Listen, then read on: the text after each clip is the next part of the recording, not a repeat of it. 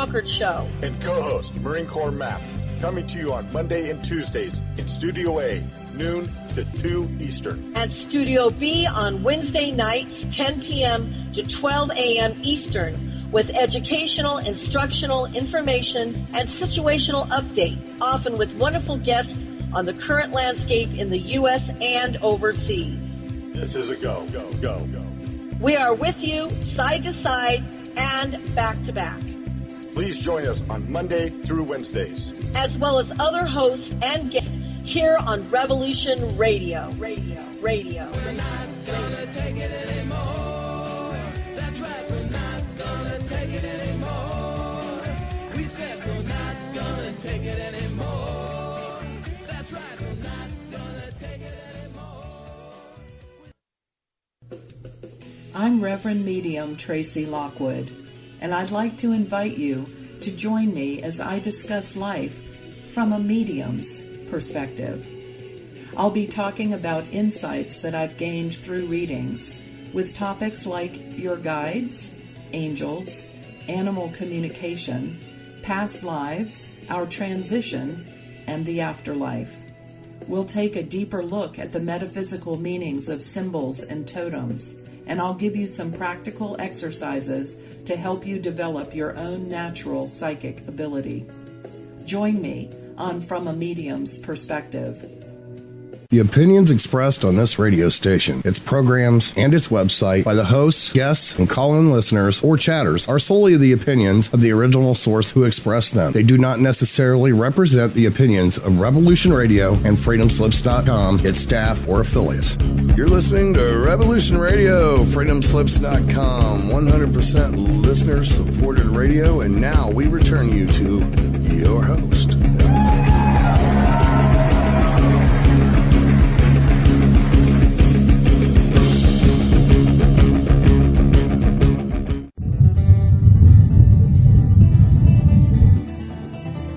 Well, it's time to stumble down the road with host Bridgette Lynn Dolgoff and co-host Jannie Vaught as they carry stones, dig holes, and wield their shovels along the way.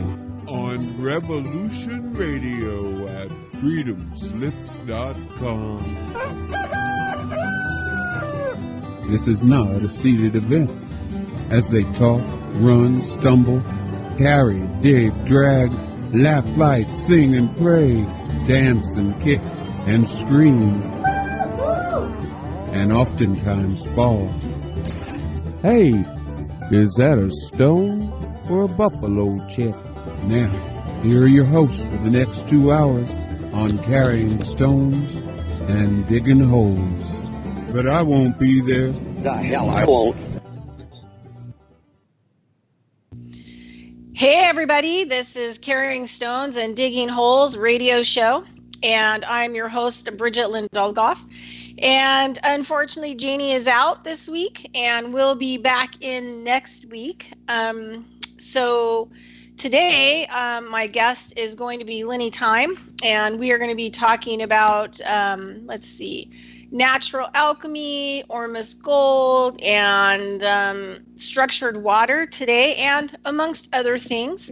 And we always want you to go to our funding page so that you can help us, the hosts, and our network to be listener supported. So just go to the funding page on the website, drop a donation or buy up some really awesome heirloom seeds, and there's a description of the heirloom seeds and the different kind of packages that you can buy. I highly recommend heirloom seeds since I do biodynamic farming. Anyway, so let's see what else. It's been a busy week. I'm in Sacramento, and I'm helping to do some consulting for possibly doing a food forest down here. So I am on out of my Reno area and on location, which I do a lot in summer. We have some really good guests coming up this month of May. Jannie and I that are doing a lot of farming, rewilding, seeds, a lot of different amazing people doing some amazing work. So anyway, I'm going to check and see if my guest, Lenny Thyme, if I actually got him on. So Lenny, are you there? Woohoo! Hey. So I know Lenny from a long time ago from Richard Allen Miller and Matt Stein from a conference that they originally started in Reno that I had helped them with. And Lenny and I became really good friends. And Lenny and I have traveled, kind of coast to coast across the United States. And we sometimes bump up and meet in different places. And thank God we have things like Skype so we can communicate daily. So I wanted to open kind of with first a couple things here, some information. I'm not an organ donor. About, 6 years ago, I came across information that, the organ donation thing is not a good thing. But I didn't really have any proof. So I kind of stay away from organ donation. But anyway, there's a man named Paul Brine, I think it's YAYNE, doctor, and he's come out with some videos. He's on the Leaked Project with a really good conversation. He has some other videos, and he talks about that there's no scientific proof or evidence that we are ever really dead. And that brain dead is a false assumption in the medical field. And they use the word coma, which is the same as comma, which is pause. So here again, they're getting us with the languaging. And so basically what he's saying is that people are actually alive when they are harvesting the organs out of our bodies. And the medical field is making billions off this. So give yourself some, permission to do some research about everything about in your world, and look up Dr. Paul Brine and really listen to the amazing things that he has to say. It's very rare and far between that we actually have medical doctors or scientists or, all these other people that step out of the box to tell us the truth about what's going on. And we really need to support these people by listening to what they have to say, and then also spreading the word so that we keep them alive so they don't get murdered and killed. Can I tell a little story? Yeah, I would love to hear your story. Profession, and it actually has to do more with blood donation than organ donation. But when I was in my younger years and going to school and learning all the chemistry that I know, I used to donate blood frequently.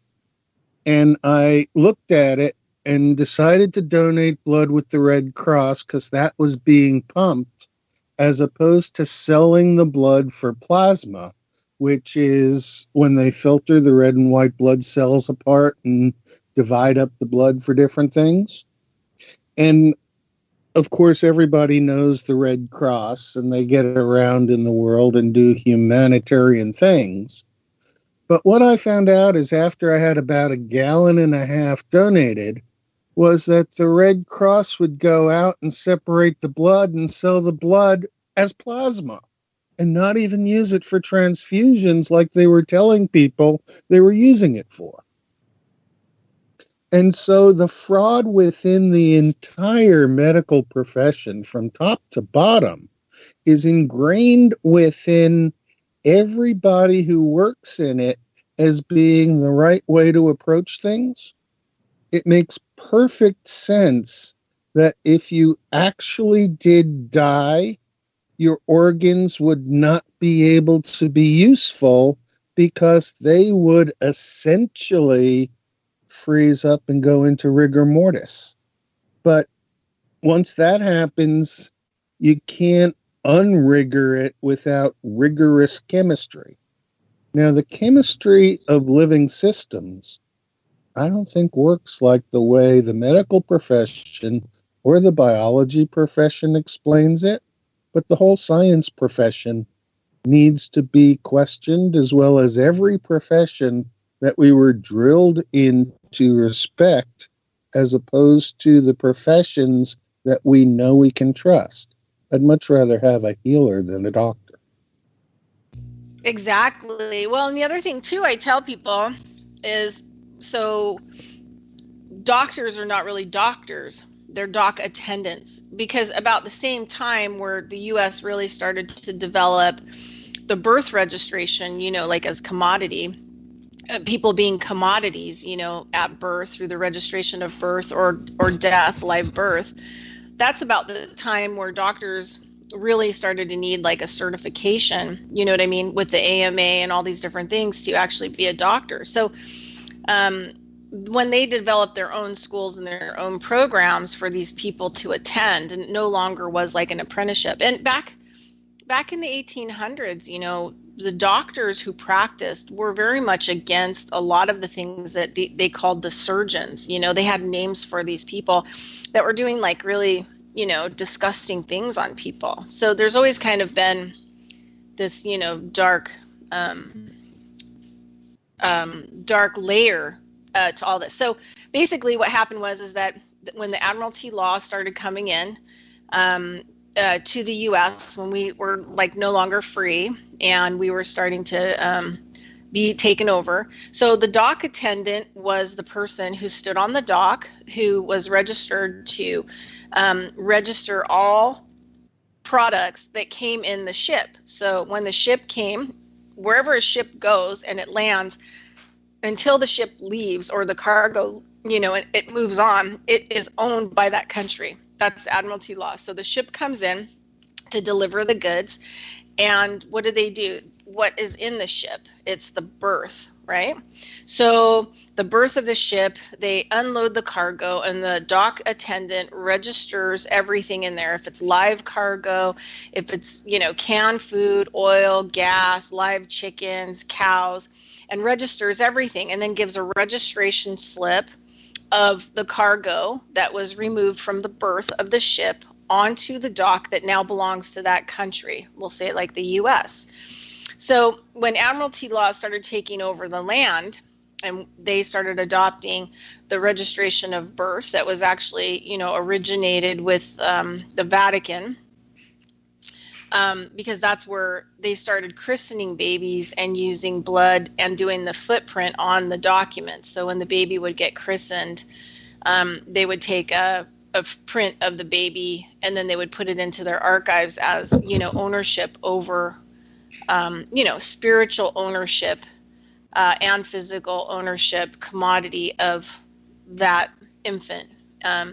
So when we started moving into Admiralty law, and then we started moving into this AMA, American Medical Association, and all these other things. And before that, people apprentice. That's some of the work that I do. I do traditional osteopath work. So I'm trained by people that specialize in that field. I am not a DO. I'm not a doctor of osteopath. And I'm not saying that there aren't some good doctors of osteopaths out there, like some of the schools in Europe are okay. But anytime you start getting into these oaths and these certifications and all these other things, you start moving into this Admiralty law. And so you become like the people who are using humans as commodities. So when the Admiralty law took hold, and we have all these hospitals and stuff, so they took the dock attendant and made it a doctor to register live birth or death.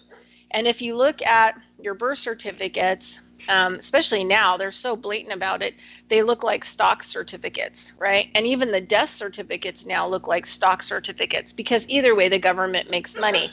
If it's a death, then they actually they make a whole bunch of money because of the life insurance, that they've taken out on you, because you are a commodity. So if you're a live birth, and they register you as a live birth as a commodity, and you get a stock certificate. And it's really interesting that a lot of people don't really know that doctors are the brokers of the Admiralty law. They're the real, let's just call them legal brokers of our bodies and our spirit, and they really need to be stopped from being able to broker those deals. And if you notice, every time people decide to choose a different way to have their baby, I want to have my baby at home, or I want to have my baby in the pool, or I want to have my baby somewhere else, you'll notice that these hospitals will be like, well, we just built a birthing pool room at our hospital, because they really need you to get in there. And the other thing too is that they're not really, it doesn't matter either way to the government, the bad guys, the cabal that are running, our shadow government, whether the baby is dead or alive to them. Either way, they still make a lot of money, right? So it's all about a registration of the life or the death, and it's the commodity. I had a friend of mine who she was a Filipina, and her dad was a major diplomat in the Philippines. And she ended up coming to the U.S. with her brothers to go to some of the schools in Boston and be educated. And then he got murdered. And so the whole family had to come to the U.S. to basically hide out. And so she lived in the U.S., spoke a couple different languages, married an average, really awesome guy. They ended up having 6 kids. Not one of those kids was born in a hospital. He went to EMT school, learned how to birth his own babies, and they did them in warm tubs on porches at their own house. The children never went to a doctor. They may have gone to like a chiropractor or herbalist. They never had a vaccine. She's my age, so I'm 50. I'll be 50 this year. And so the kids grew up, and she said, when they wanted to go off to college, she said, well, now you're going to have to get vaccinated. These are your choices. And she homeschooled them. She fed them a pretty strict vegetarian diet. I mean, the kids were never sick, never had any problems, and extremely intelligent. But she said from knowing what she knew about the system, that she didn't want to have children and then be in the system until they were old enough to make that decision on their own. I would love to talk to those kids. Yeah, I don't have contact. Interview with one of them. I know. I don't have contact with her anymore. The kids grew up and they left home, and then she's kind of gone underground. You just put the meme out to the world, and the universe creates it, so that when we put those intentions out, they come back around. Now, something you said that struck me before we get too far away from it has to do with admiralty law and sovereignty. And I know you've done a lot of work on sovereignty, and I don't know how much our listeners have done, but there are specific ways of claiming your sovereignty. But once you have done that, you get excluded from the system. And once you're out of the system, it's a pay-to-play game that you're not allowed to play, whether you pay or not. And I've been doing some work trying to figure out if we're all equivalent people, not equal because we don't have the same skills, but equivalent in that the value of a person is the value of a person, and that human scale is the fractal that we work on. So anything smaller than human, we're not worried about. None of the sciences, biology, chemistry, that's irrelevant on human scale. But look at things like race, color, and creed, the things that they want you to know. And our military, when they're captured, are drilled in that you give your name, rank, and serial number, and that's all you give. But as a race, instead of calling ourselves human, which I wonder about some humans and whether they're subhumans, why don't we just call ourselves Gaians? Because we all live on this particular Earth planet, at least in the current accepted philosophy. And for color, I don't know about anybody else, but I consider myself rainbow in color. And if you go to a Kirlian photography aura machine, you can see what color you're resonating at, and that's the aura that you throw out to everyone. And those auric fields interact, and likes like. So you're attracted to people who like the things you do. So I was thinking that sovereignty is one of those things that battles admiralty, and their superimposed admiralty law is illegal by common law, and the superimposed common law requires that we have a common comprehension of what the law is, and I'm not sure we even have that. So we're back to natural law. Exactly. Yeah. That's what the native law is. Original law was the natural law. And that's why the natives worked with nature to help it, to assist it, and steward it, because it showed them the law, right? It showed them the understanding, the creation that was created, so they could learn how to co-create from it, right? The natural law.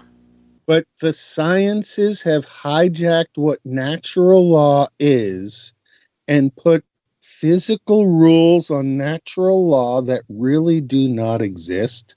Right. How do you count? Yeah, well, the thing is like, I think you just kind of have to decide, a lot of the conversation that, I've had here in Sacramento with my cousin has been a lot about returning back to the land, right? Because it's the only thing that really fixes everything, right? How far from the land is your cousin? What's that? I know you and I know me. We live on the land. Yeah. How far from the land is your cousin currently? 0. She's 0. She's a master herbalist, actually, and you can't believe her backyard. Yeah, so she's awesome.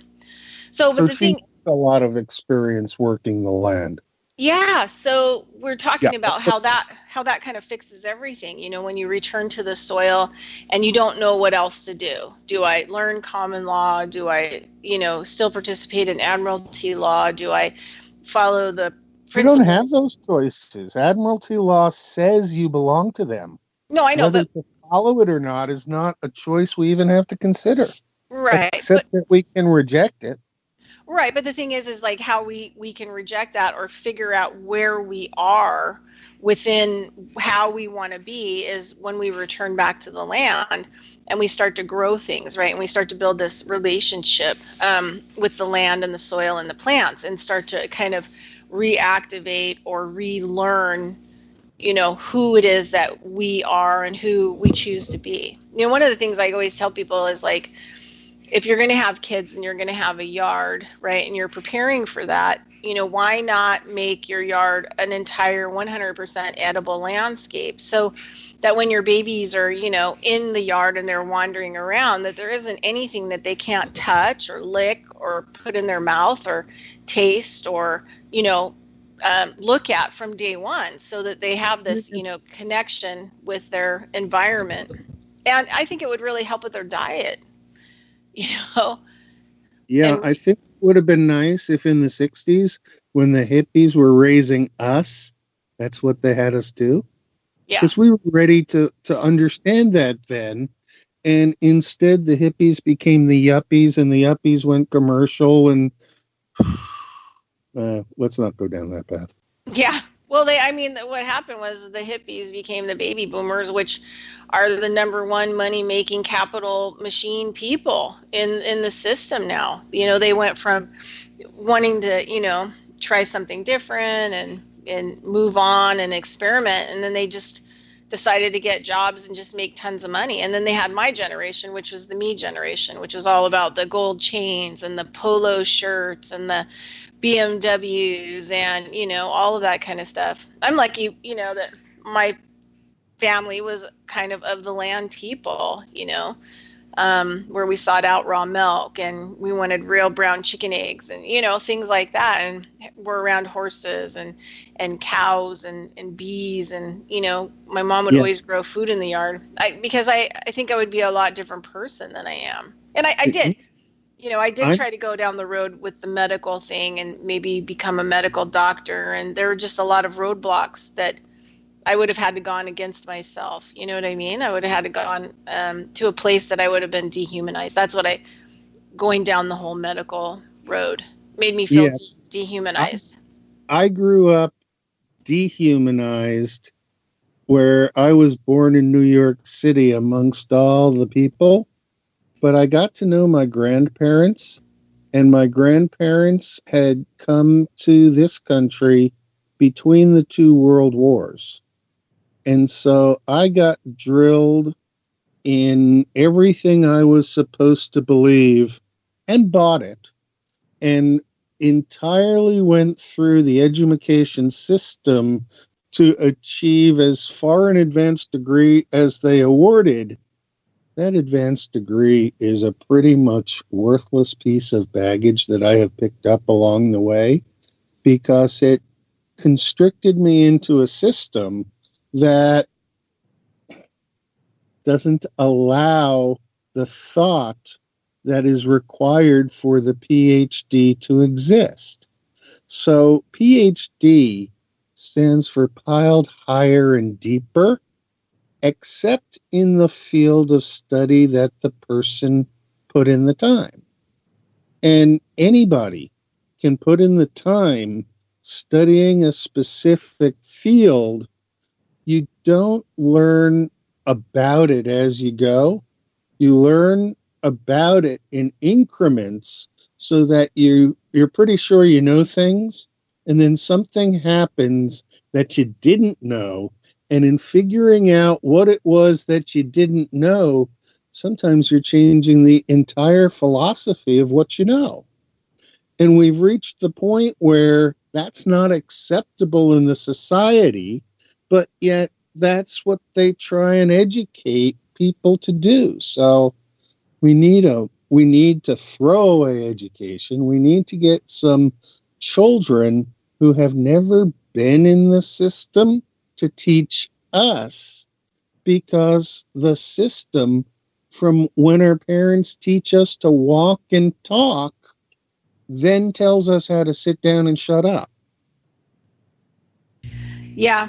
Well, so I have a story, and it kind of segues into our whole conversation about natural alchemy, which I wanted to discuss compost as a natural alchemy, but I have a story for that. But so when I was going to Rudolf Steiner College, I decided to get off farms, and because my main goal was to grow plant medicine so that I could provide medicines for my practice in energy and structural medicine, traditional osteopath, so that way I had medicines to give people if they needed them for, whatever else, infection or blah, blah, this or blah, blah, that. Anyway, one of the courses I had to take over the year while I was taking my biodynamic certification at Rudolf Steiner College in Sacramento was this class called Phenomenology. And it was recommended to me by the head instructor, Harold Hoven, for biodynamics, because they consider it spiritual science, right? Because there really isn't any science. And during that course, I learned that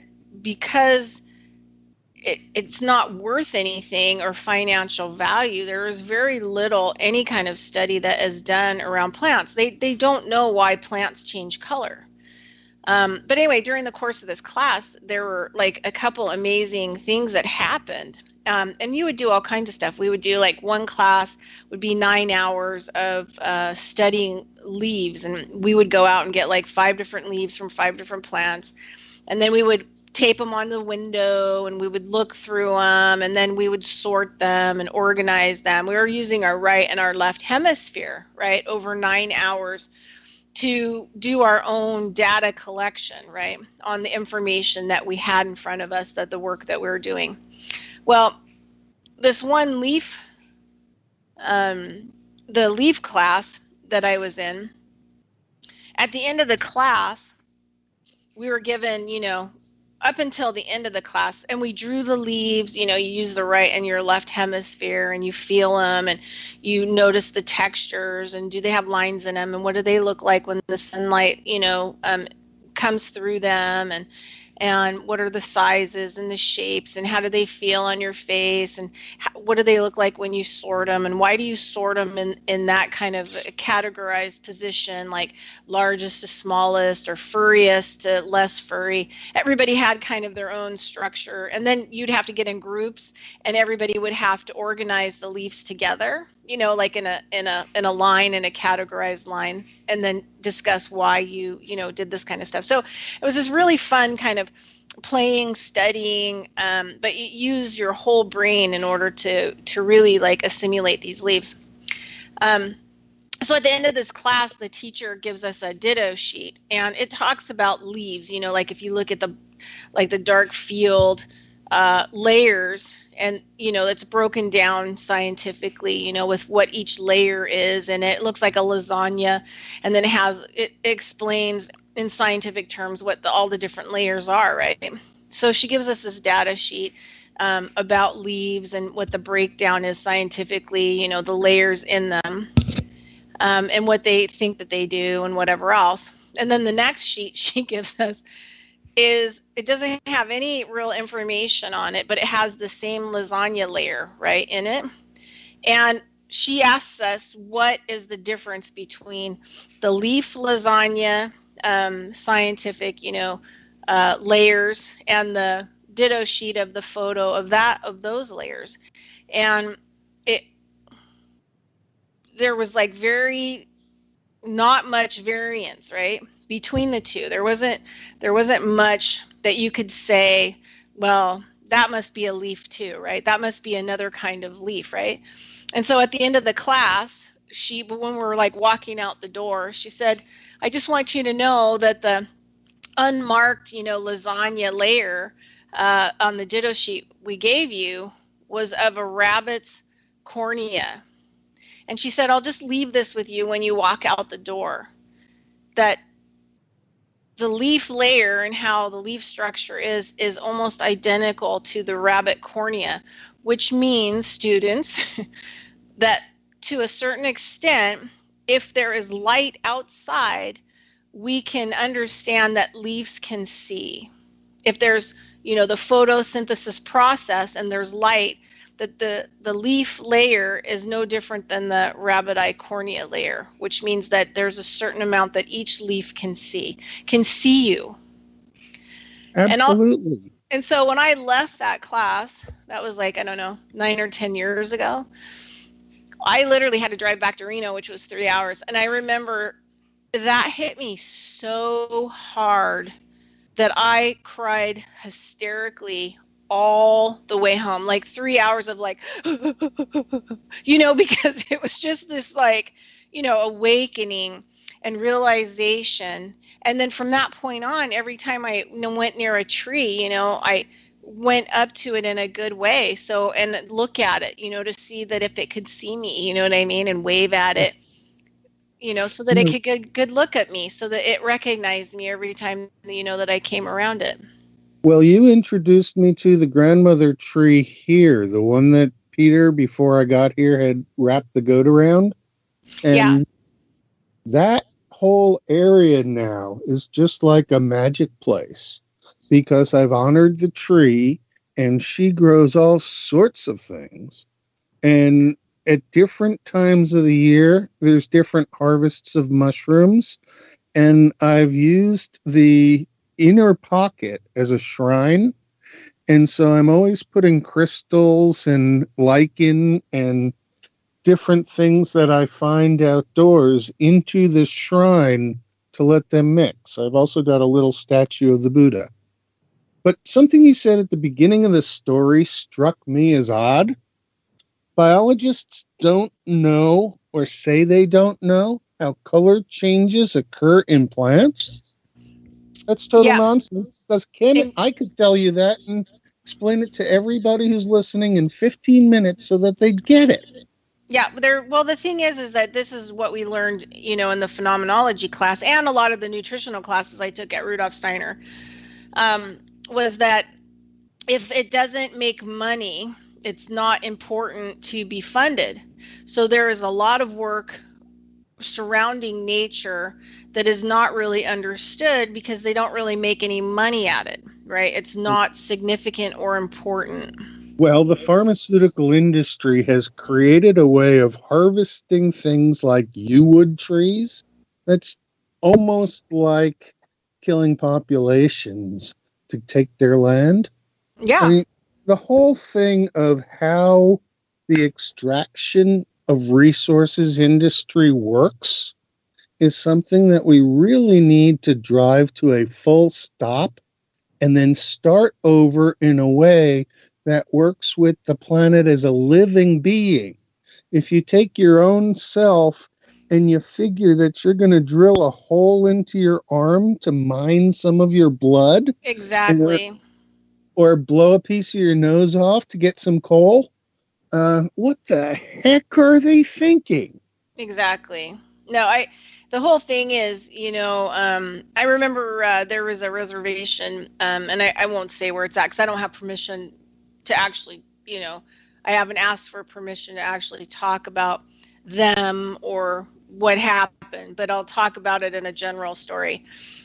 They had geothermal on their land. Well, the native people in that area look at the holes that come up and the steam as the mother's breath, right? It's sacred to them. And they have, ceremonies and stuff that they do, and they protect her and, all of this other stuff.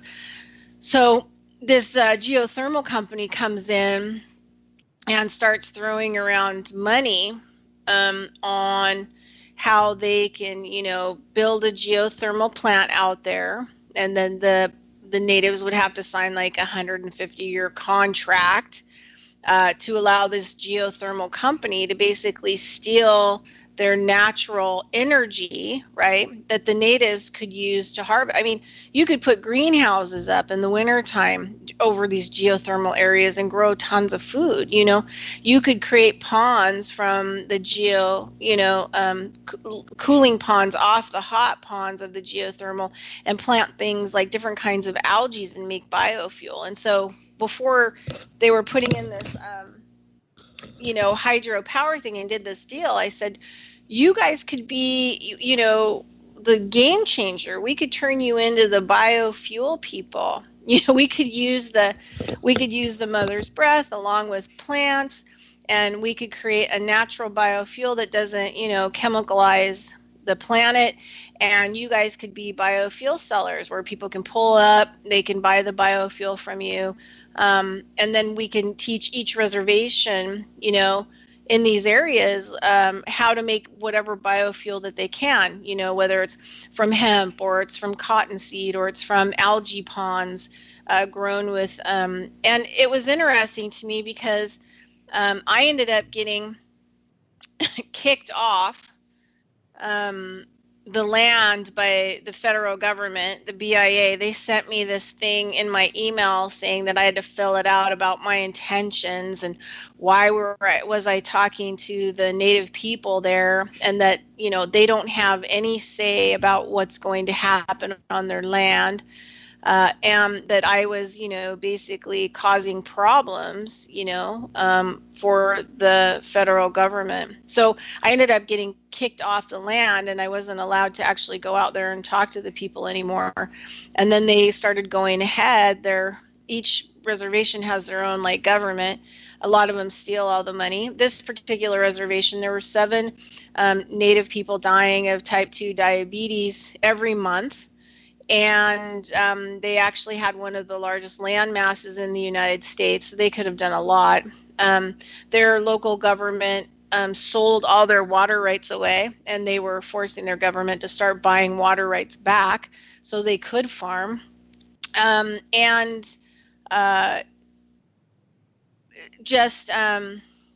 Unbelievable things. I mean, because the natives could, a lot of them now, I had Greg on my show a couple of weeks ago, and he's the, native seed, sacred seed guy, and he's growing, the seeds for,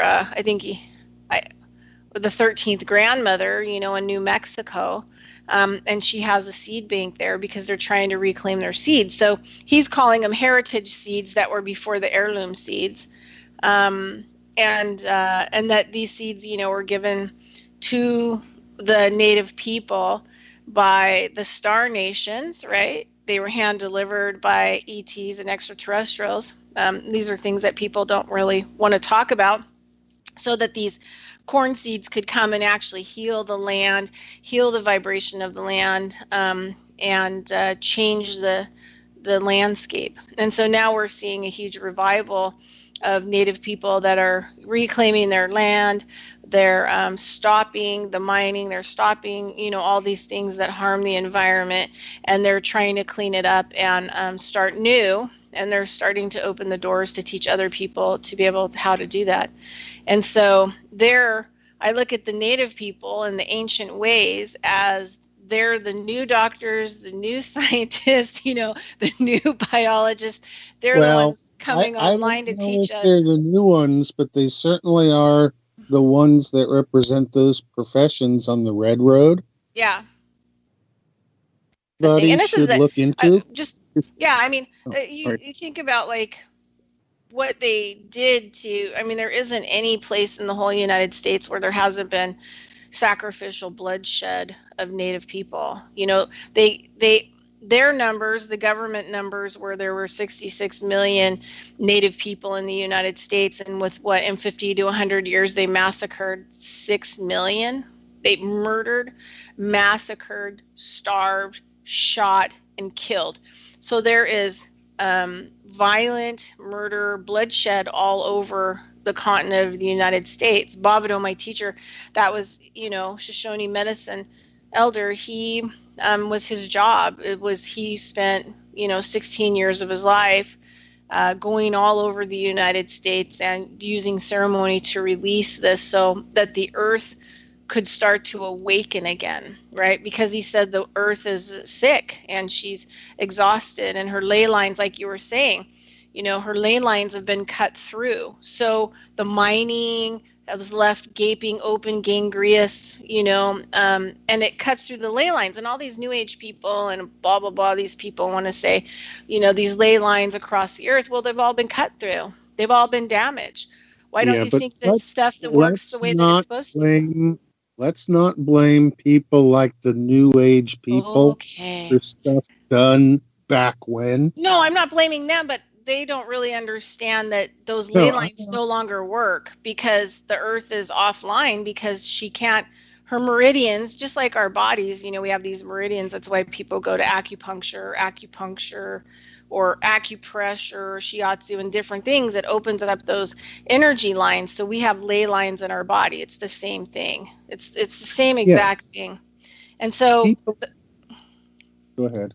Yeah, so because the earth has been, cut open and things have been drained and used and all these different things, Bobido said that when the earth was originally created, that the balance was perfect. So the way that the builders built it and built the system. So you have these crystals over here, and you have gold here, and you have some oil. And he said the oil was, the earth is like a machine, just like our bodies are like machines. And so the oil is there to lubricate all of the working machine parts. And this is why nowadays we have a lot of, earthquakes and stuff, is because that the lubrication is not happening of the machine growing and shifting and changing, which are the, the land masses and all these different things. They don't have the lubrication that's needed.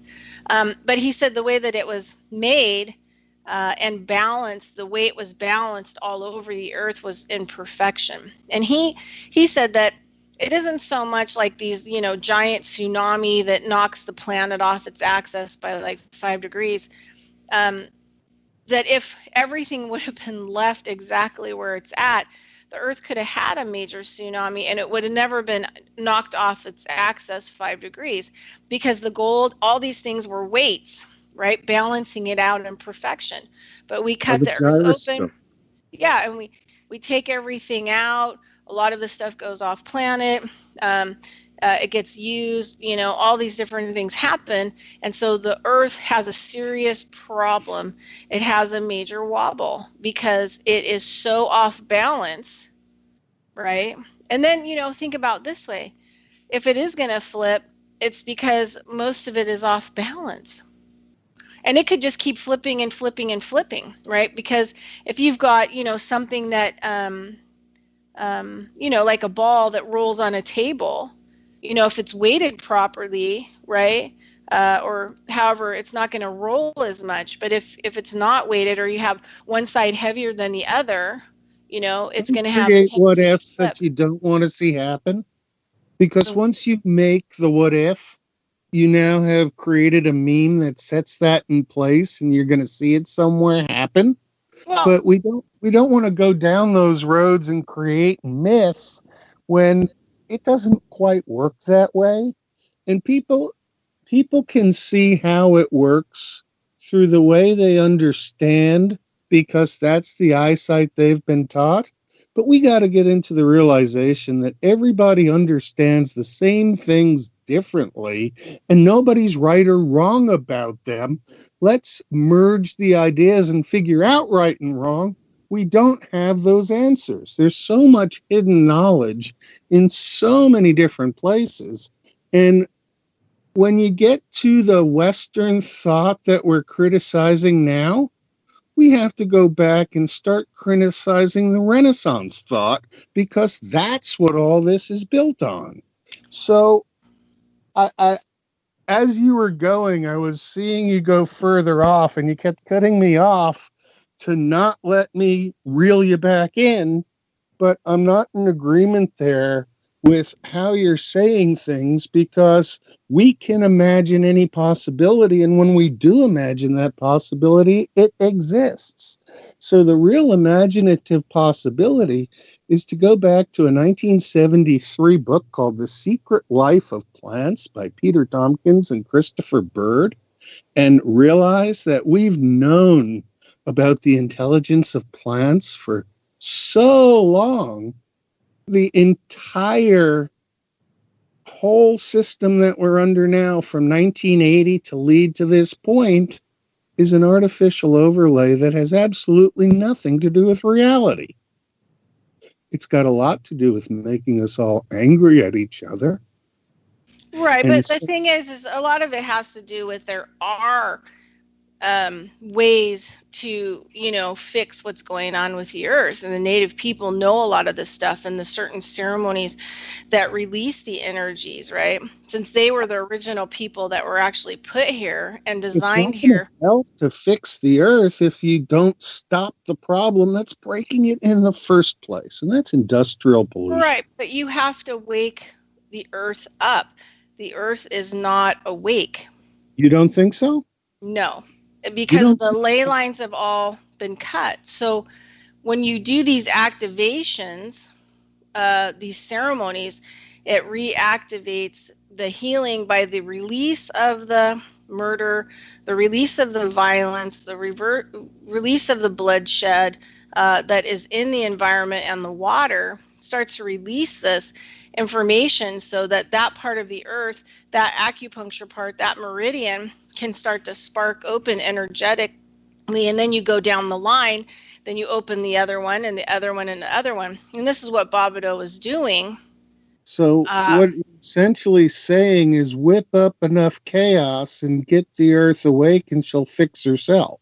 No, but you have to have her operating at a certain vibrational level in order to help assist you. I think she's operating perfectly well at her vibrational level, and I think it's the human level that humans had better deal with.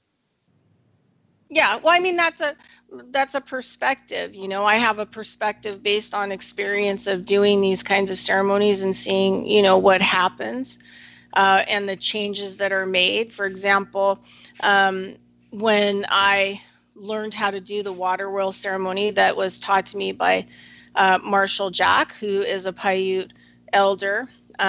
He had to go down to South America, so I went and I did the water wheel ceremony at one of the lakes that has been really sick, and there's just been a lot of crazy stuff that's actually happened there. I mean, there are people that are actually going out there into the tufa caves that are actually doing like satanic ritual and stuff. They've really changed the vibration, and the place has like a natural giant energy vortex that's really not working properly. So when we went out there to do the ceremony, we didn't have enough people to help. So I had taken a friend of mine, Ryan, out there, and so we did, the whole ceremony. But before the ceremony was over, I started to get really, really sick, which is kind of typical, because when you release energy, this kind of energy, you're the acupuncture needle in that spot, right?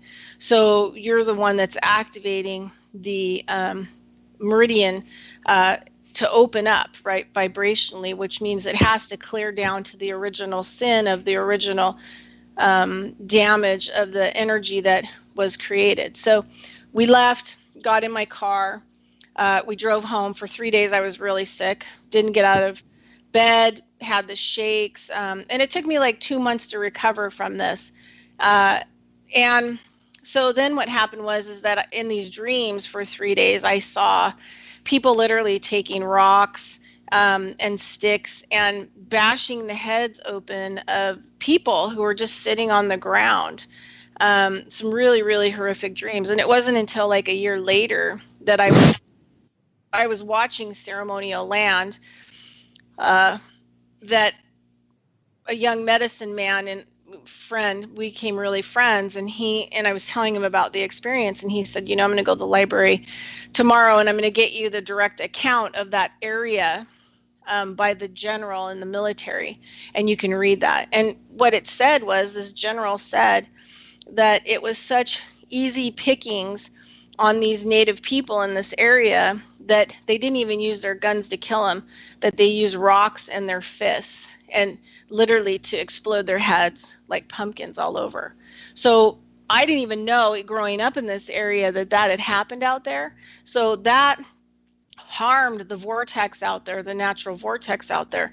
That harmed the vibration of the water, right? It damaged the water because all that blood, that massacre violence went into the lake and never was healed. And then you have, overlay and overlay and overlay of all kinds of violence out there. You have all kinds of people who like just spontaneously die, lots of just really crazy energetic stuff. So when I went out there to do the water wheel ceremony to activate, to clear the water, right, to put in an acupuncture point, me being the acupuncture needle, and the grid that we put there, the ceremonial grid, all that stuff had to be released through the timeline to the original sin or the original damage that was done.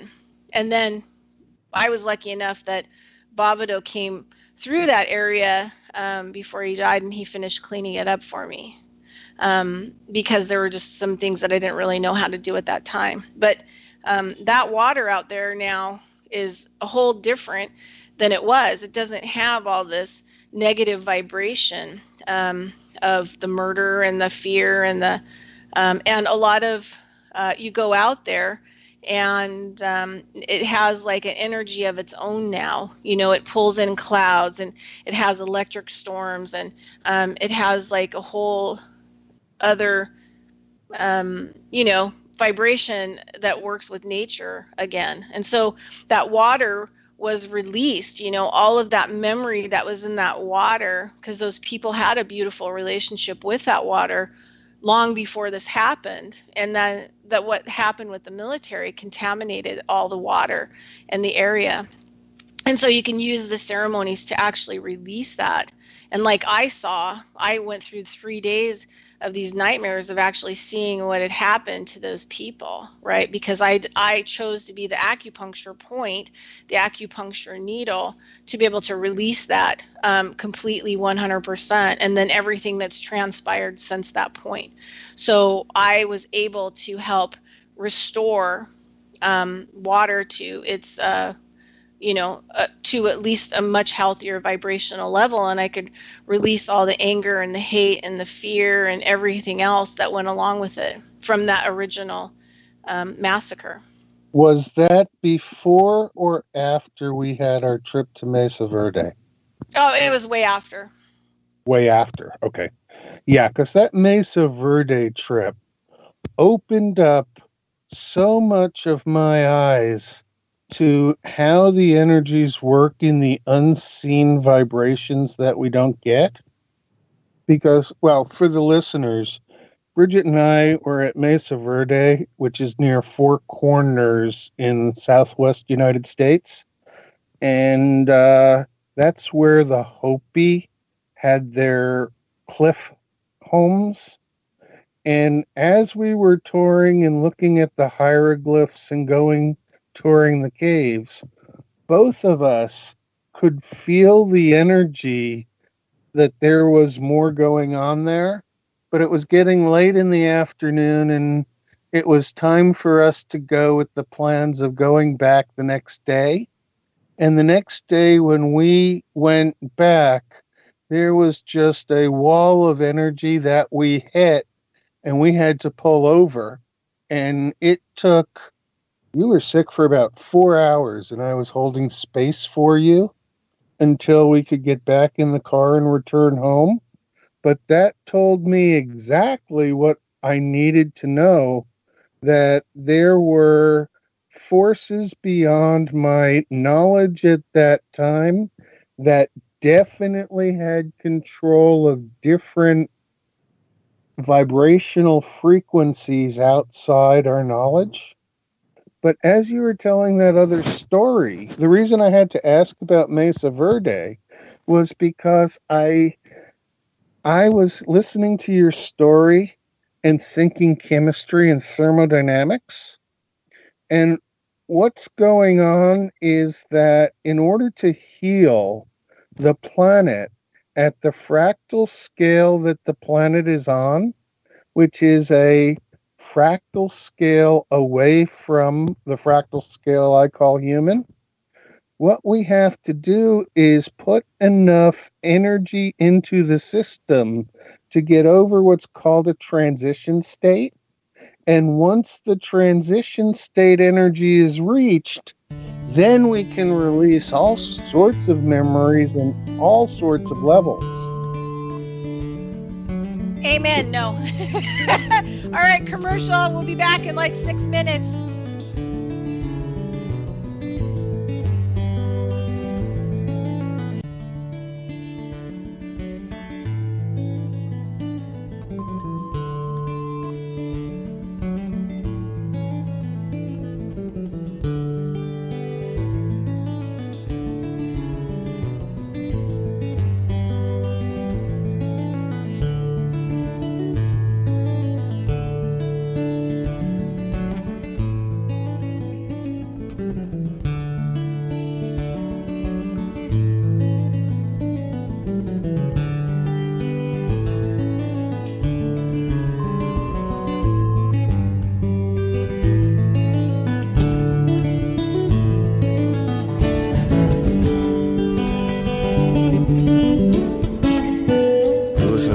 Radio at freedomslips.com, and we'll be right back after this message.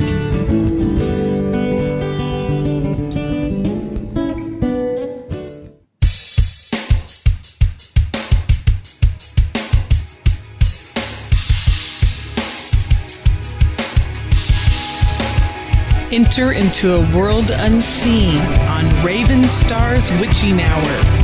You will encounter eclectic topics from the realm of spirit brought into our matrix of truth. With your host, the Solaris Blue Raven. Solaris will bring you an array of unique guests covering topics from ghostly spirits to amazing anomalies, covert technology, UFOs, and shadowy global events. And that's right here at Revolution Radio, freedomslips.com, Saturdays midnight till 2 a.m. Eastern Time. Revolution Radio, where information never sleeps. Let the magic rise. Join me weekdays for my new show, Tell Chris Joe. It's going to be a problem show brought to you live from Kensington. Thursdays, I'm dealing with hot topics, heated debate, what's new around the world, and ring-ins to discuss listeners' problems and offering considered and heartfelt solutions. So join me, Chris Hart, for Tell Chris Joe. Stop what you're doing, grab a cup of tea. I'm coming live from Kensington. Relax. Let me entertain you with a coffee bar online. Listeners' very personal problems. So that's Thursdays, 2 p.m. in the afternoon, Revolution Radio, freedomslips.com. See you there. It's going to be lots of fun.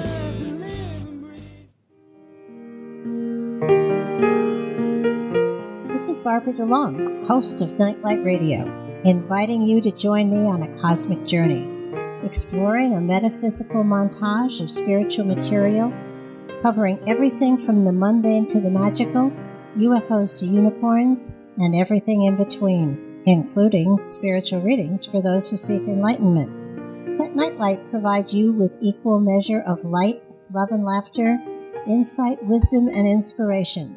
Monday nights, 10 to 12 p.m. Eastern, right here on Studio B, Revolution Radio at freedomslips.com.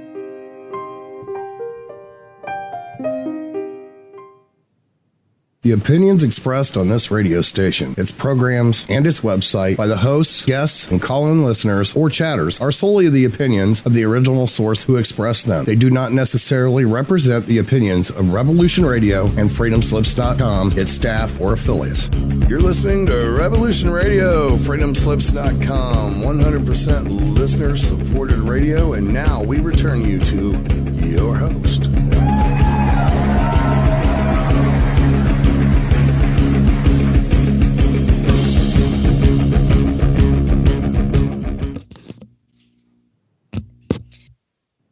That was only 4 minutes. It wasn't 6 minutes.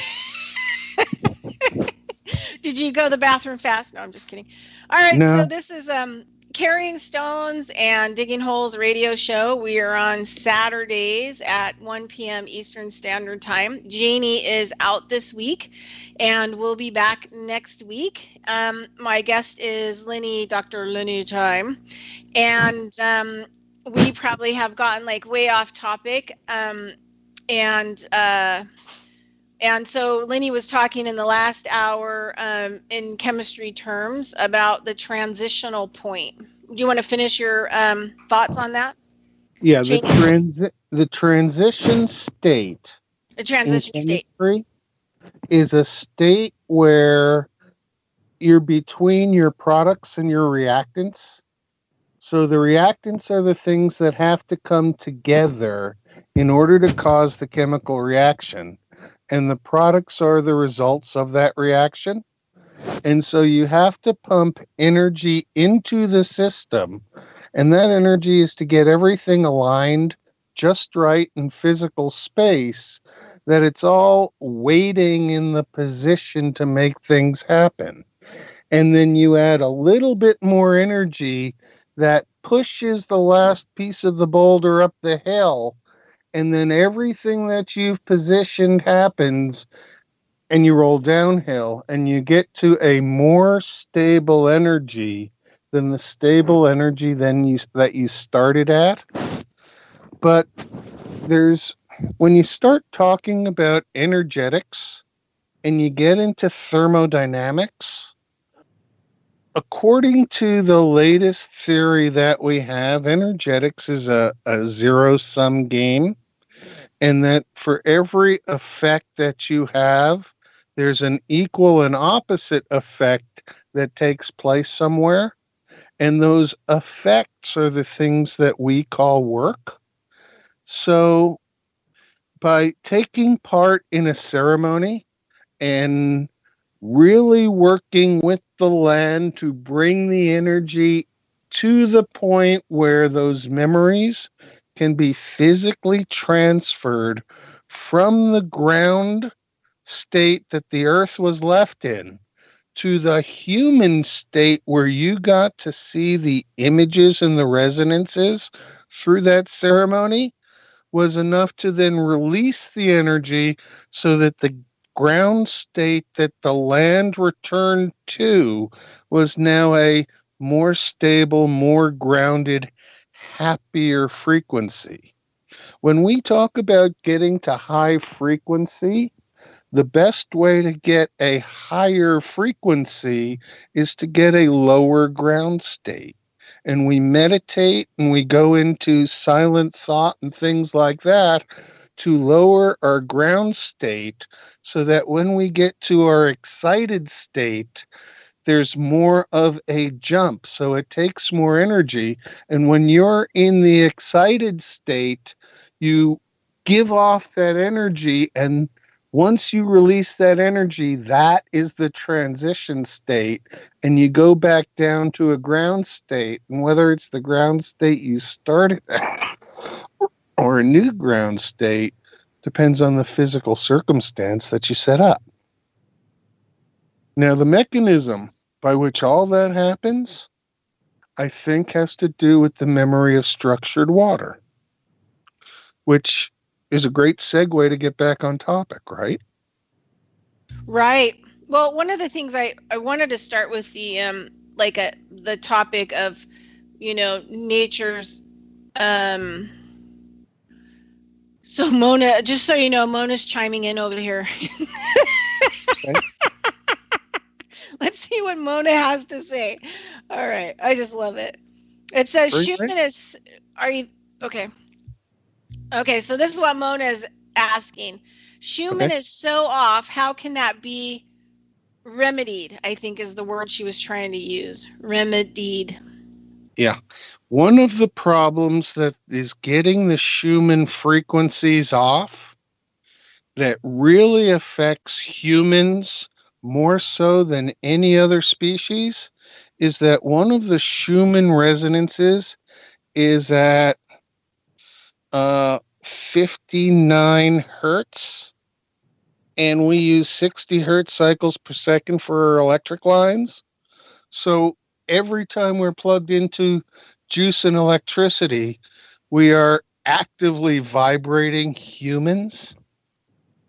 And in order to fix the Schumann resonance at this point, I really think that we have to take a pause and just stop the continuation of the system, reset it to 0, and then start up on a new fractal level so that we can have slow, steady growth towards an optimum rather than this now so much energy that everything changes in a moment. And oh, by the way, we've got people telling us things that aren't true. Yeah, well, I know so I have a lot of friends. My last TV show, I interviewed the guy who's the fourth gong master in the world. He had come to Reno and did like a gong bath. And so I know that they're making gongs and drums at the different, Schumann frequencies of different planets. And then you can go to some of these gong baths if you have them in your area, and it can actually help to regulate your frequency, right? And so they use different gongs. They have like the Earth Schumann frequency gong and Venus and the moon and, all these different things. And so you can go there and it can break apart a lot of, negative energy that's kind of standing in the way. And it can also help to stimulate your cells, activate the positive and negative charges.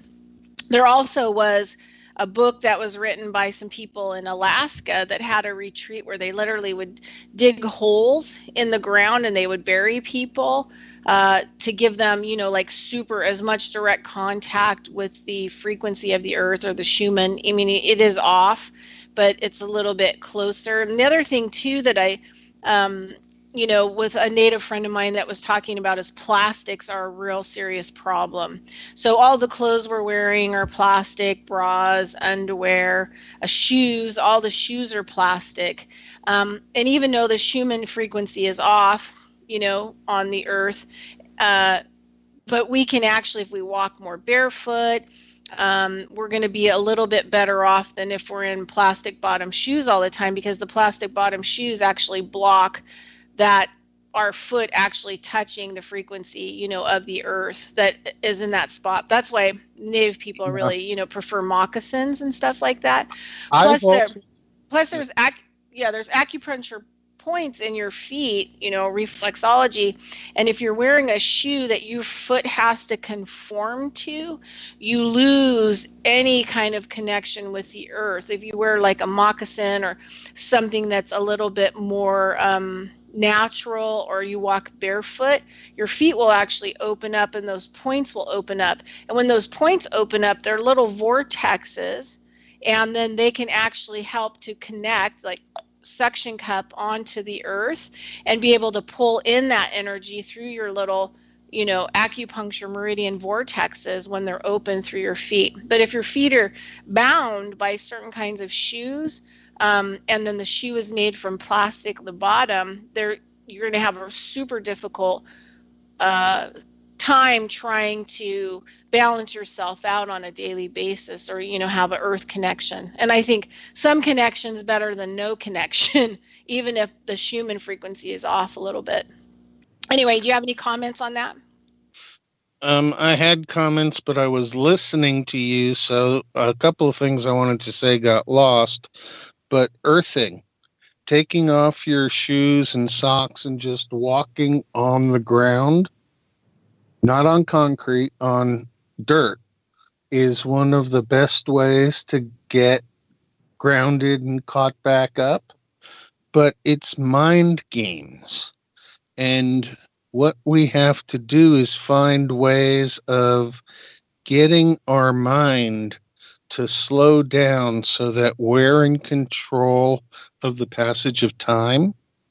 And I don't think that time and space as concepts have much to do with Einstein and how he explained time and space. I think that's just the rewrite of the programming to keep us off from how time and space actually work. I think that we are in a continuum where past and future both are part of the present, but that the holographic illusion of the present requires us to be here now. I'm not sure that I believe in the concept of death anymore, because something happens to our consciousness that doesn't extinguish. So even though our physical meat popsicle could die, that doesn't do anything for the consciousness of who we are. So I would love to explore different fractals of the sciences that are smaller than human scale without needing to put them into human scale to make sense. Really, if you get to the water level, water molecules are what, 10 to the minus ninth big when you talk about it? And if we're 10 to the 0, and we're looking at water molecules of 10 to the minus ninth, figure 10 to the third is a fractal. Actually, the real definition as I define fractals is 10 to the pi, 3.14. But roughly 10 to the third is 1,000. And so things that are 1,000th of our size, we can see, grain of sand. Things that are 1,000 times our size, we can see, we call them stars. But as above, so below. And what we're looking at the stars is not at all what we think we're looking at. That's part of the misconceptions of scientism taking over and dominating the education system. Okay. So how about we move on to like alchemy, and then it'll segue into structured water kind of a thing. Okay, so I was going to just tell a story about how I got into the type of compost I make, because I kind of have my own gig these days. So I do biodynamic structure, but then I add in my own components. So the first time that I realized, you're dealing with alchemy, and I think a lot of people get involved with alchemy kind of on a, let's just say, Aleister Crowley kind of level, right? They want to produce magic, right? They want to change something in their world or their environment, or get a relationship or more money or whatever else it's going to be. And unless you've had some kind of scientific background training, maybe you don't really know what that word alchemy means or what it expresses at. So when I first decided to go back to Rudolf Steiner College, I was on this farm, and there was this guy who was crazier than crazy, but he had gone to Steiner College like years and years before and studied how to make compost. And so this was kind of like my first touching actually real alchemy. So I was on this farm, the guy had his secret composts, over in this area. Nobody was allowed to go over there and disturb them. And then he would let you know when they were ready. And then we would go in with wheelbarrows. We would take the compost and then we would put it out on the land because we were using it for road crops, right? Not like, no monoculture, and it was all organic and everything else. So we would take the compost over there and then we would put it in. Well, one day the farmer wasn't there, and he started talking to me, and eventually, and so he said to me, he said, I want you to meet the compost, like the compost that I make. It's like a living being, blah blah blah blah blah. And so I was like, okay, well, this guy is, at least he's talking to me now. I've been here for 3 weeks. Before, he'd like grab shovels out of my hand and growl at me, and he didn't like me at all. He said I was too astral. You're too etheric and astral. I can't deal with you. I was like, I don't know what that means, but so the day he decides to introduce me to the compost, he goes over his secret little area compost. He gets a scoop out and he's holding it in his hands. And he says, put out your hands. And so I put out my hands, and he put the compost in my hand. And it was like the weirdest feeling, right? First it hits, and it has this really cool, like vibration energy to it. And then all of a sudden this warmth, this like energy, not from the actual compost, but the warmth. It was like when the compost touched me, it was a living being. And when it touched me and it made contact with me and my energetic field, it warmed, it like warmed up to who I was. It was like penetrating me, and its intelligence was in my energy field, noticing things about me, right? It wanted to know things about me, and it was connecting with me. And so I was like tripping out, I was like totally, wasn't stoned or anything. I was just totally sober. And I was thinking like, what the hell? And it was very dark, almost black, like a coffee color. And the smell was just incredible. Like you just wanted to hold it and love it, maybe even rub some on yourself. And then he said, you should actually dig around in it and look. And then I started to notice that there was like gold fleck in it and a lot of other things in it. And I said to him, is that gold? Like, is that actually gold fleck? And where did you get that? And he said everything in that compost that was developed from all organic materials. So if there is gold fleck in there, you see gold fleck. He said it was created from putting these composts together. And that was the first time that I ever bumped up against this whole like turning something into gold, right? The first time I ever bumped up against like true alchemy in a physical form that I could actually understand what the word alchemy was. Turning, things into something, right? With a higher vibration and a higher order, a higher understanding, a higher, beingness, right? And taking like dead animals and used food and, leaves and herbal plants and all these other things and structuring it together and into a stomach and an organism, and then feeding it and watering the crud out of it, and then turning it into pure vibrational alchemy, to actually heal things. And so that's kind of like how I learned what alchemy was. And then once I learned all that process, I just really became addicted to the alchemical process of making compost, and have kind of like gone off the rails, I think, quite a bit with what I'm doing with it, like as a mad alchemy scientist. So there are a lot of other things out there in this world that we can apply alchemy to actually heal in a very physical form. Do you want to add anything to like a natural alchemy? Yes, I want to make sure the listeners understand that alchemy is the basis of chemistry, but it's the same analogy as astronomy is the basis of astrology is the basis of astronomy.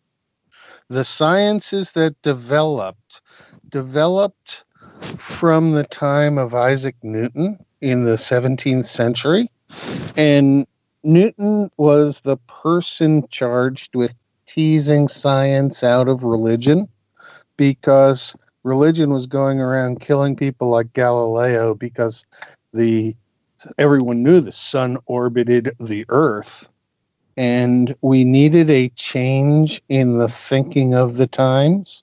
And it's a lot like that now. But the way I see you explaining the compost was pretty awesome, because it's like an artist painting a picture with a palette. And the different colors in the palette don't all get used every time the compost is made. But when we were here on the land making the biodynamic composts, what was most important was the diversity of biology on the land to be able to be added into the composts, because what we were doing is forming the basis of memory. And since that compost is intended to be used on this land to make it more fertile, the compost needs to know the workings of the entire landscape. And so by using manures of animals that wander the landscape, and by using green components and brown components that have been put up in different ways, the alchemy becomes a chemical process, and we allow it to happen as it will. We put our intention to it, but we did not specifically say, well, I want this compost to grow peas and corn. And it doesn't work like that. So we made 2 compost piles. I used one last year. I've been digging into the second one this year, and there's plenty of life, plenty of earthworms, a lot of good smell and good feel to it. But in order to make sure that I use it effectively and efficiently in opening up new lands for growing things, what I've been doing is blending it with some of the Zudu compost that we had in the back, with coffee grounds that we've managed to acquire because they're good organic waste materials. And with some of that, well, I haven't got into our dry leaf compost. All I did this year was I added to it, refilled the bin, and now once again I'm looking at a 2/3 full bin, and I won't worry about refilling it until we start cutting grasses or get the leaves from the trees in the fall. So that's my 2 cents on that story. Yeah. Well, I mean, the thing is that when we started this conversation about returning to the land, and so returning to the land and creating, trying to understand the land's alchemical processes, and then trying to do everything you can to replicate them in a way that you can to actually heal and sort out the issues, of the land. And so the compost is a really good way to start. You trying to, I look at it as magic. I can put all these things into this digesting stomach, biodynamic compost, and then it, within a short period of time, digests it and turns it into, Well, it is magic, but it's magic spelled MAGICK. It is intended. It's not like prestidigitation, where you have somebody on the stage making you look one way while you should be looking the other way. It's a magic that occurs because we have the allowance to believe in it. We don't need to know the exact mechanism of how it works. Yes. So the other thing too is, one thing about the biodynamic compost is that they take, the biggest thing is water. And, whenever I teach people how to make these composts, I'm like, you keep watering, you keep watering. The biggest component is the actual water that goes in them. Now I'm like starting to think about due to our conversation. We're going to talk about structured water now, but I wonder how well, as that, say you open it up to feed the compost, right? And then you have to do a lot of watering just to make sure that it doesn't get dry or anything like that. And so you already have all this amazing digestion going on. I wonder what that water's like once it goes through the filter of the compost, and how much it may change the structure of it. What are your thoughts about that? Water holds memory, and I would think that water might be the seat of intelligence for the biology that we have, not the organic chemistry like we're taught. I think that when water is isolated in just water, you can talk about structured water, but when water is a component of the compost pile like that, it takes on a different form of structure. I think that individual water molecules, which are very, very small, and so they're all over and way more abundant than we think. But I think they have intelligence at their level that allows them to remember if they were once a water molecule in a tree, or if they were a water molecule in a dog, or if they were the water molecule in a piece of fungus. And that water molecules, when they get into the ocean, spend time in this nebulous void of salts and water that doesn't have room for those memories. But when they get transported into the air and rained on something and can actually incorporate into a biological structure, it is totally done by intention. And it's those memories that we're building into the water we put in the compost. And if we start with structured water to put in the compost, that in itself enables the compost to communicate better to the water. I have 3 stones of shungite in a 1,000-gallon tank that I water my plants from. So that creates a resonance field that the plants that I'm watering in the garden have structured water to start with. I didn't have the shungite when we created those composts, but when I watered the composts through that first year, I think sometime, I don't remember exactly when I put the shungite in the water, but now when the composts get watered, they do get shungite. But one of them's used in rebuilding for next year. The other one I'm using currently, and so I'm not watering it. Aha. Yeah, so it's interesting. So the other thing too, so for people out there with biodynamic compost, you can make compost tea and stuff from the compost, and that you just put a little bit into water, and then you can stir the water.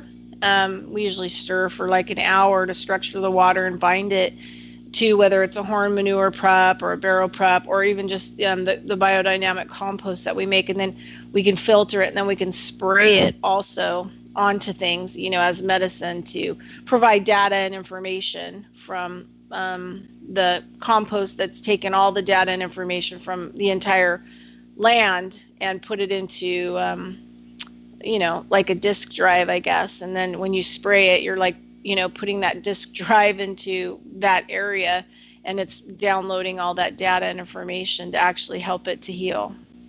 But yeah, so I was just kind of thinking about the structured water.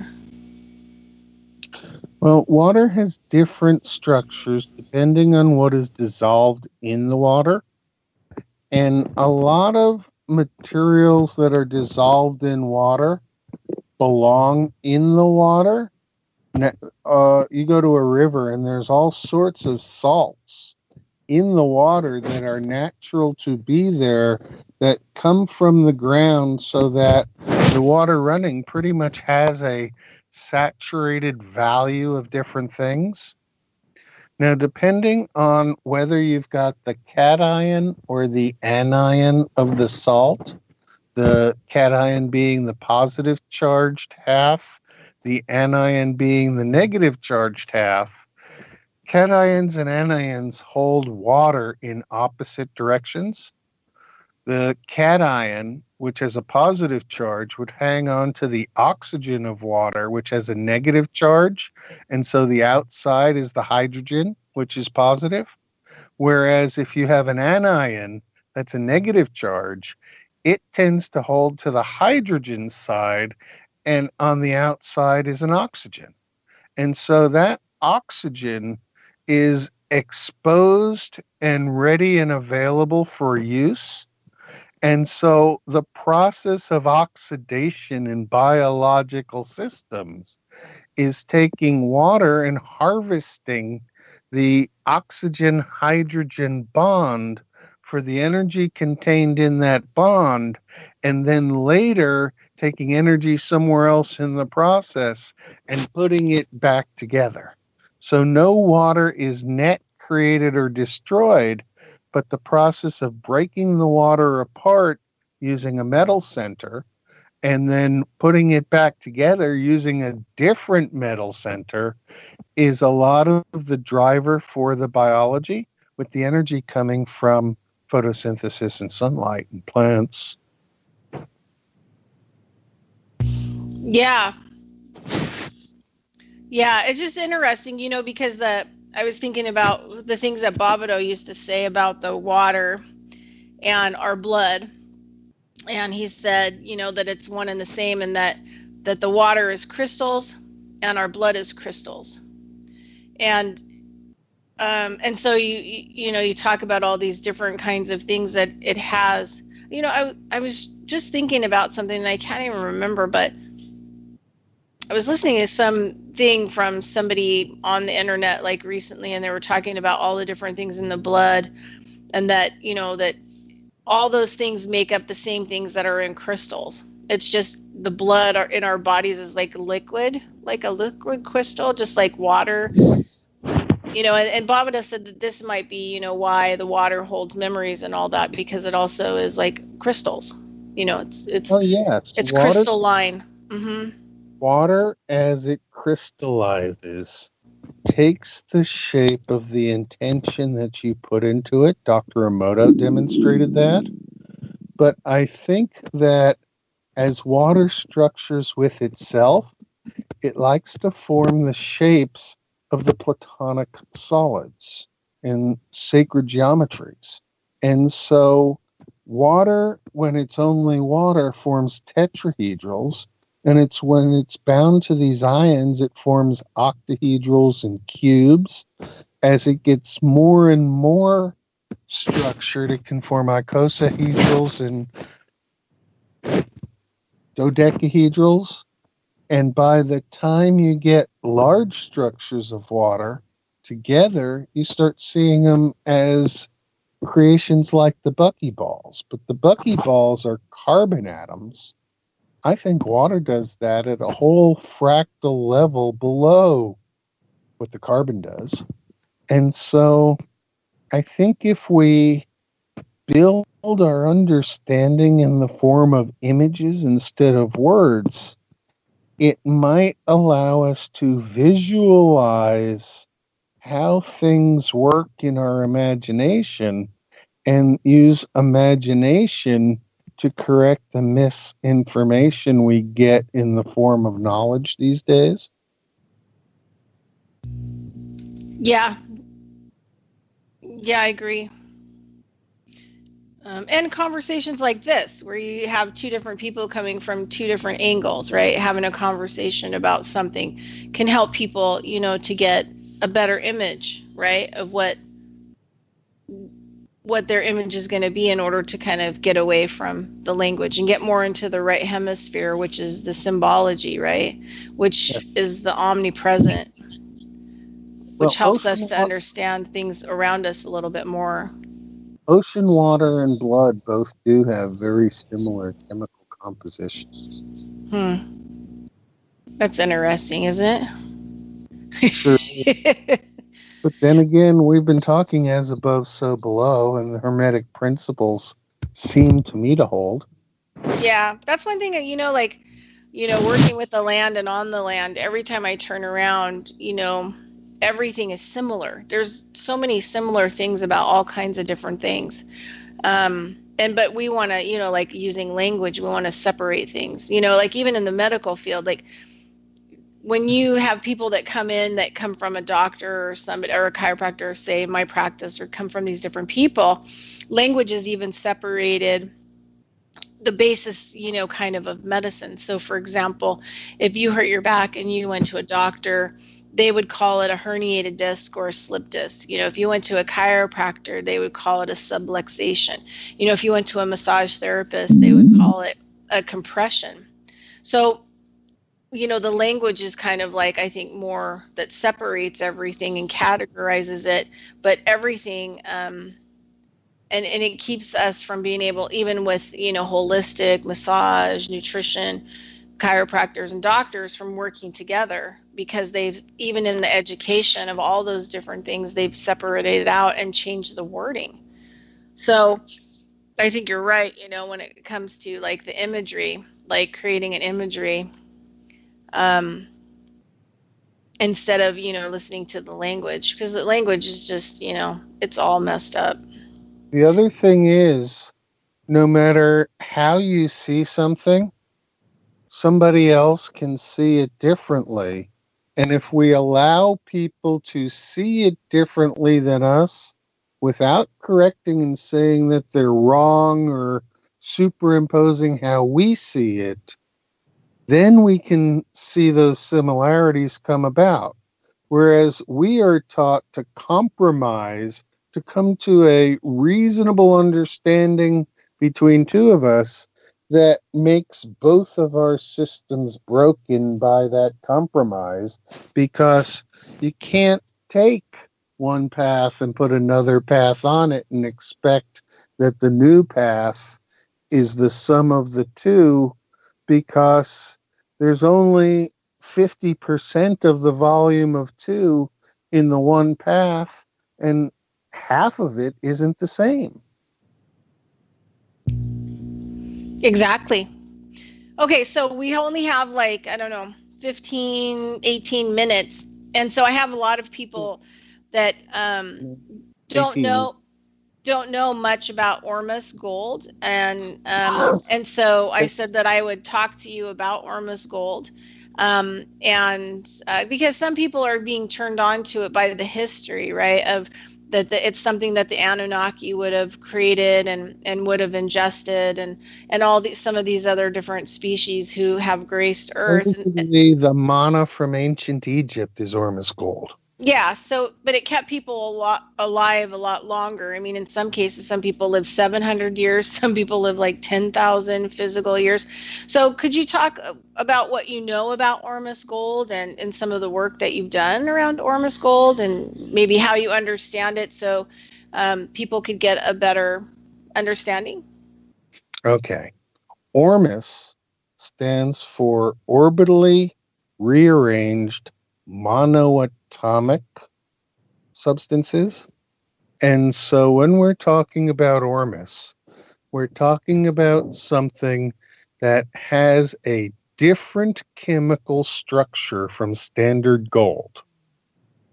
As a chemist who is a material structuralist, it required me to develop an understanding of what it was that was different about the Ormus Gold that made it effective. And there's another problem with Ormus that's outside of that whole sphere, in that the process of measuring the Ormus destroys the Ormus every time you try and measure it. So in science, if you can't take a measurement, you can't prove anything. And proof in science is done by demonstration, but I think it really is a rigged system from gatekeepers now after the fact. But when I learned to make Ormus, the way to make Ormus out of gold made sense chemically, and it involved the difference between light-induced chemistry and thermal-induced chemistry. And if you have chemistry that goes on in a light environment, the light comes in directionally from one side, so you have a back side that's in shadow and a front side that's in light. If you do things thermally, everything around the whole molecule is equal. And so light chemistry has its own area called photochemistry, and it's a lot different from mixing chemicals and cooking them in a beaker. So the Ormus prep that I learned to do had to do with saturating a solution of silica. Now, silica is sand, and there's high grades of silica that you can buy, or you can get quartz and just grind it up. Quartz isn't the easiest thing to grind, but we have machines that'll do grinding in that. So let's say we start with powdered quartz. I'd make an acid solution of powdered quartz to the point where I had as much silica dissolved in the water as I can get. And silica and water are isoelectronic. That means they have the same electron configuration, except silica is a fractal bigger than water. And so you can imagine clusters of this silica, SiO2, that makes a tetrahedron with a silicon in the middle and 4 oxygens sticking out. And every oxygen bridges a silica, and every silica has 4 oxygens that go off to 4 other silicas. And that makes the matrix. Water does that same thing. Gold is very much bigger atomically than either silica or water. And so in order to dissolve gold and then put it in this matrix of silica, what it ends up doing is it separates the gold atoms into monoatomics. Each gold is held in place by being surrounded by silica and water, and it can't find another gold to connect to. Now, this is even more separated than colloidal gold, which is a lot like colloidal silver, which you can generate from an electrochemistry experiment and drink and have clusters of particles. This is just one molecule at a time. And the silica matrix in the water is good enough that if you can keep light away and keep it totally in the dark, it'll hold indefinitely. The molecular rearrangement of gold for its orbitals to make the Ormus, I believe, is that one of the electrons gets stuck in a place where it can escape in a light mechanism, but without a light and a dark side, it can't escape this neutral place of all the same. And so what it does is it grabs the hydrogen from water onto the gold, and it makes the oxygen of that water super active. And so it wants to get oxidized. Hang on for a second. Okay, Lenny's got a little cough, so I'll tell a little bit of a story. So we have this ancient plant that's been around since dinosaurs, and it has a silica water. It's how it uses photosynthesis.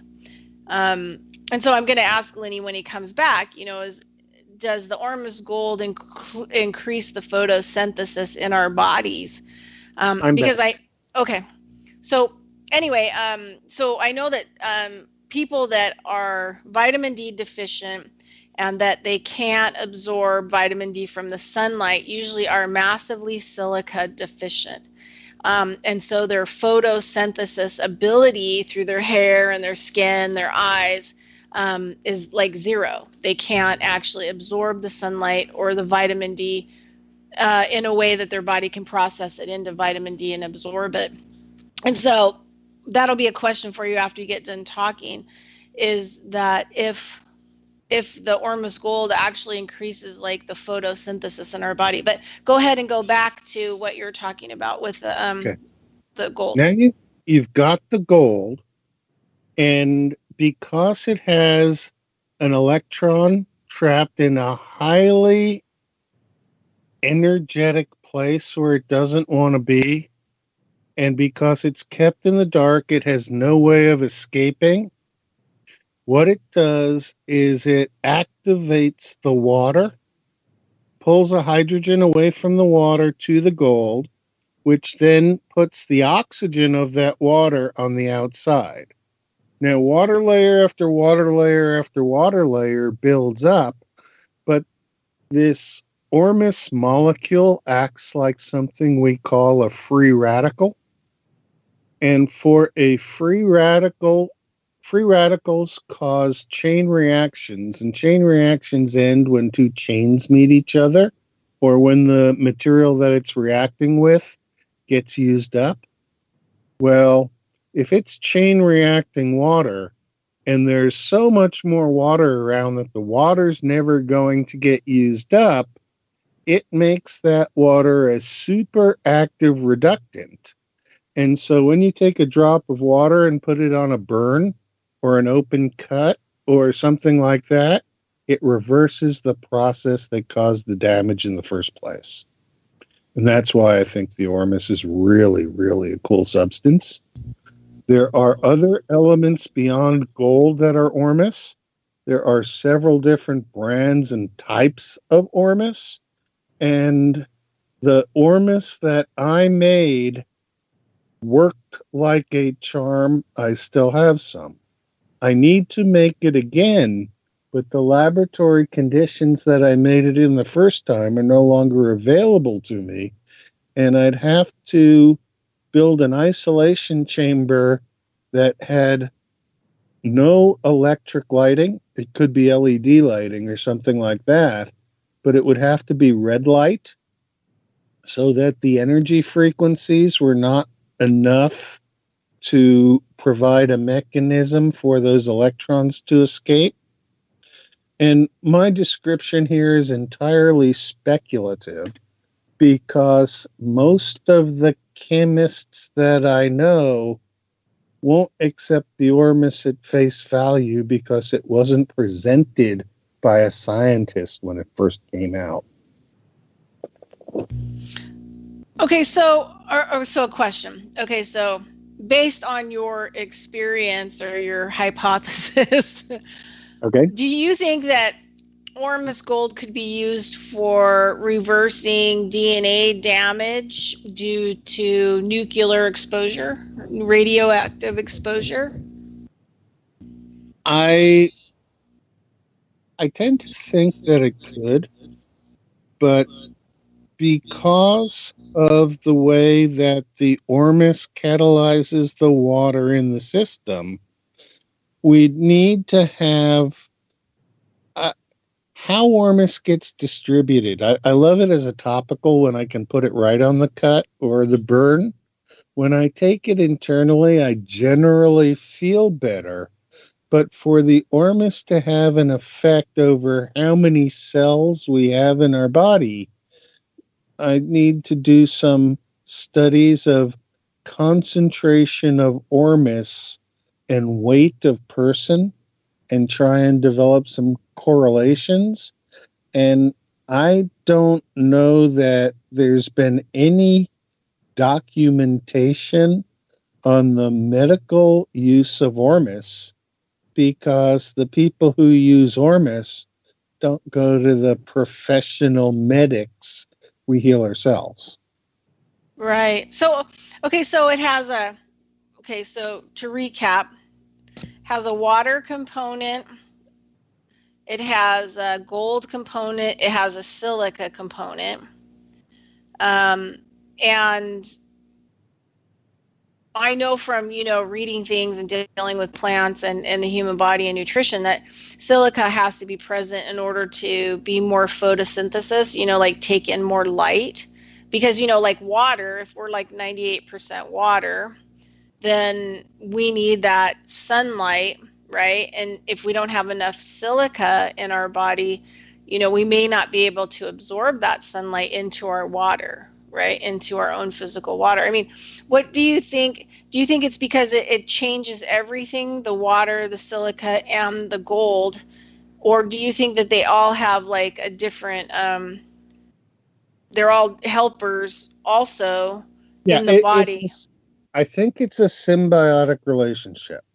The role of the silica is to keep the gold atoms apart from each other, because two gold atoms coming together would be like two free radicals coming together. It would just quench the process.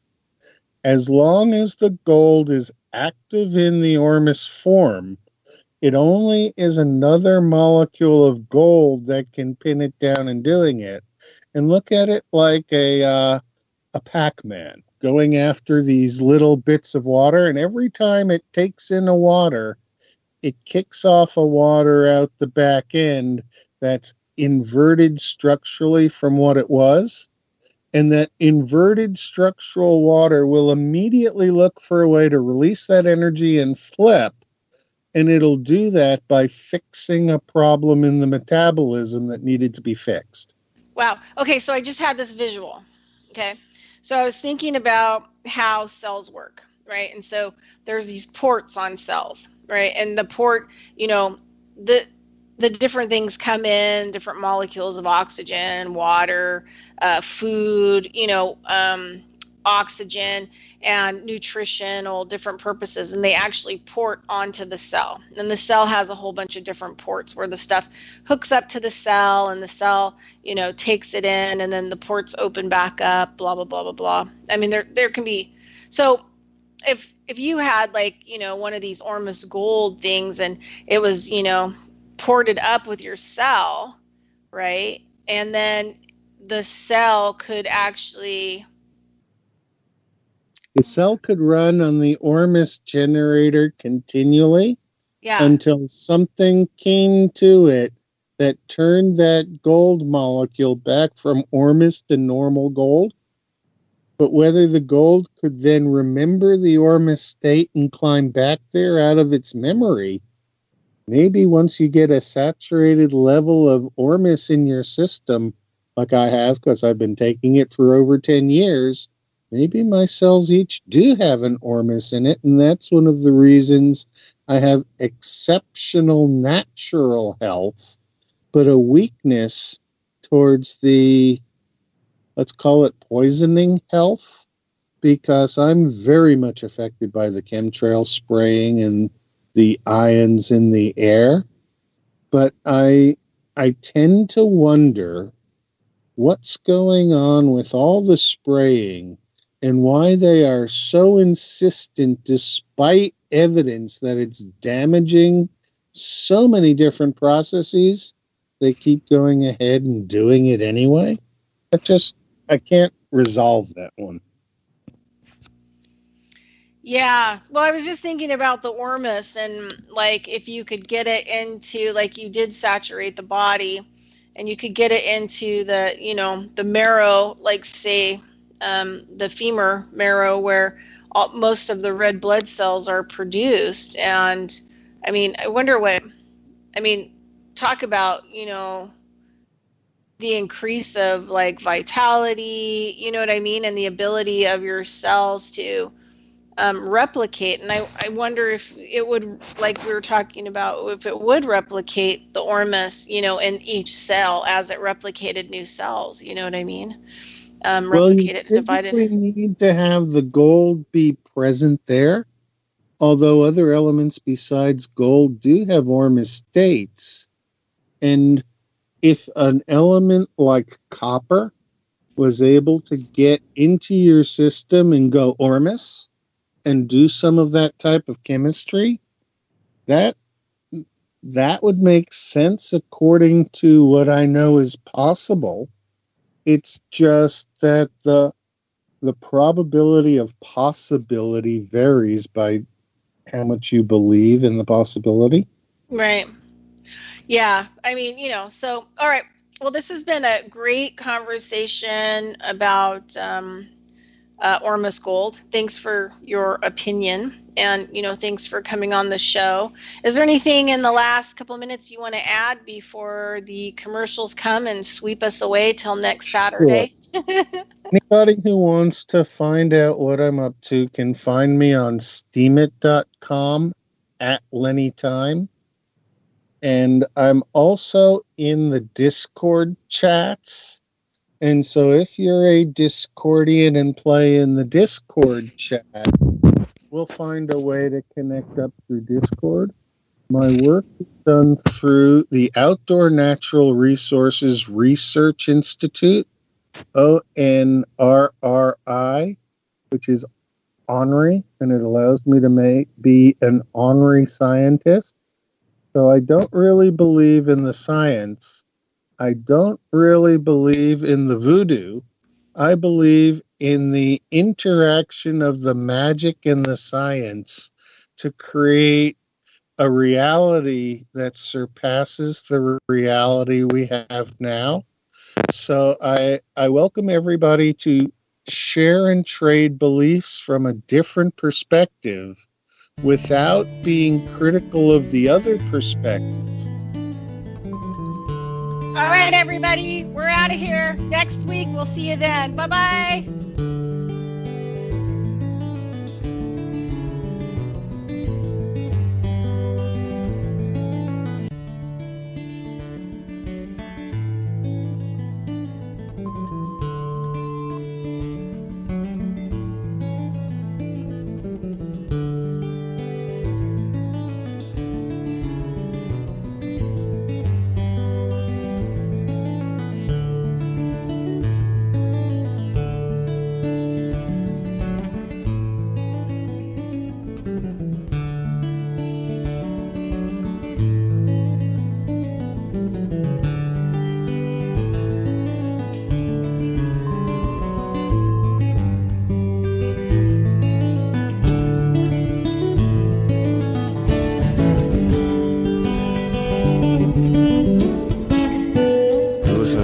Radio at freedomslips.com, and we'll be right back after this message.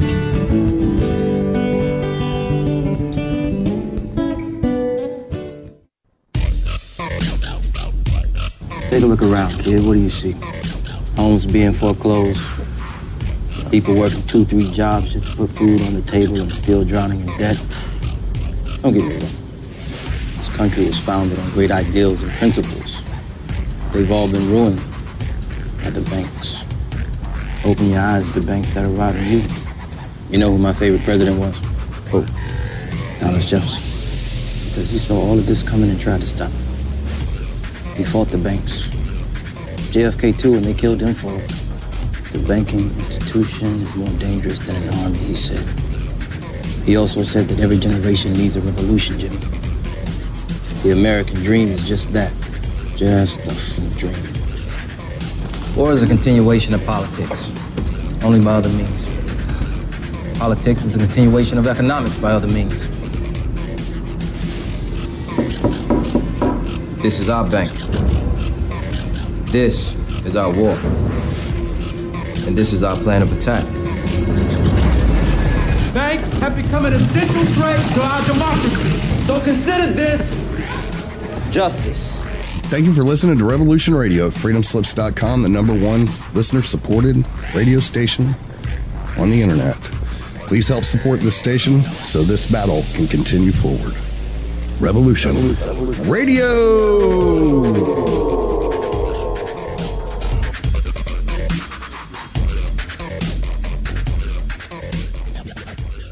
This is the people's war. It is our war. We are the fighters.